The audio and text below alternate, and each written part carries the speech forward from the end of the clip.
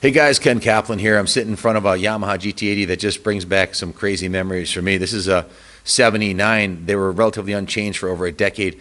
We got one of these brand new when I was 6 years old in 1971. A Christmas I'll never forget. Same color even. It was a silver one.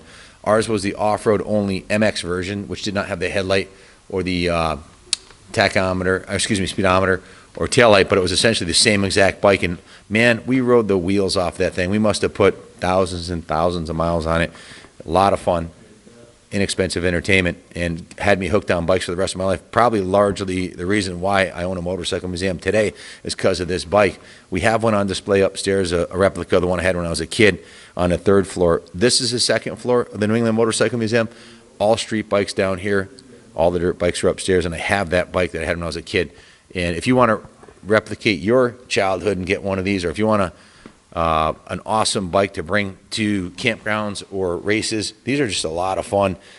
They have a lot of power for it's a little two-stroke 80, probably more power than a 100 or 125 four-stroke. This one has 1,799 miles shown on the original speedometer, or what appears to be the original speedometer. I can't really confirm that. It has the original handlebars, original tank, paint job, seat, rear fender and front fender, all intact and in good condition. I didn't see any dents on the tank, which is pretty remarkable. This is probably an adult-owned bike that was used for transportation around farms and that kind of thing, campgrounds. Original rear shocks. I checked the rear wheel bearings and frame swing arm bearings. Everything seems to be tight, as does on the front. We ran it through the service department. It has 75 pounds of compression, which is on the low side and not enough for it to run, so it's going to need a new piston and rings. And the engine's going to need gaskets, pistons, and rings, and probably a new spark plug. So it does have good spark. We tested that and put new gear lube in it. Actually, it does have a new spark plug in it, and they also put a brand new chain on it. So they connected the oil pump, cleaned out the oil tank, went through it and cleaned and set the points. So it is sparking well. It just needs the engine top end rebuilt. So to my knowledge, that's what it needs. I don't have any more information than that, so we're selling it as is. Let me put this down for a second here. It does go in and out of gear, no problem. So I believe the transmission's in good condition, and it kicks over no problem. The exhaust system is in excellent condition. It's been repainted. The Kickstarter's in great shape. Brakes look good. And work good. The front and rear brakes.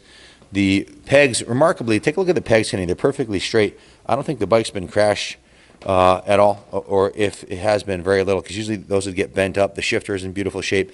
The engine cylinder fins and head are in good condition. I suspect it probably needs a carb rebuild too after all these years. So just a beautiful classic 40-year-old antique Yamaha mini trail enduro. Actually a crack in the carb bowl, so we need either a new bowl. Okay, so apparently they inspected the carburetor, and the float bowl, which is this piece on the bottom right here, this little piece right here, has a small crack in it, and it's leaking gas. So you'd have to replace that before you got it running. Probably a $20 part on eBay, or you can buy a whole carb for $40. But that's all we noted. So it's it's the original paint. It's a great roller. Has the ignition and key intact. The on-off button is working. It appears to be working good, as is the high-low and turn signal switch and horn switch appear to be in functional condition. So underneath the seat looks good too. Take a peek under there. So the bike is complete. We did make a list of all the parts that it needs to get road ready, and that will be available to the buyer as per their request. It needs a rear taillight lens. Now, I don't know. I don't think this is the original. We don't. It's not the original headlight assembly. We have the part numbers, everything that you need to get this one up and running. But we have a 30 bike backlog in the service department, so it'll be sold as is, not in running condition. It has received a full museum quality detail and refurbish. So the bike's stunning. We invite you to keep it on display here in the museum. We can get the bike shipped very affordably. Message us your zip code for a shipping quote, or call us with any questions at 860-454-7024. This is Ken Jr. I'm the sales manager in the cycle shop.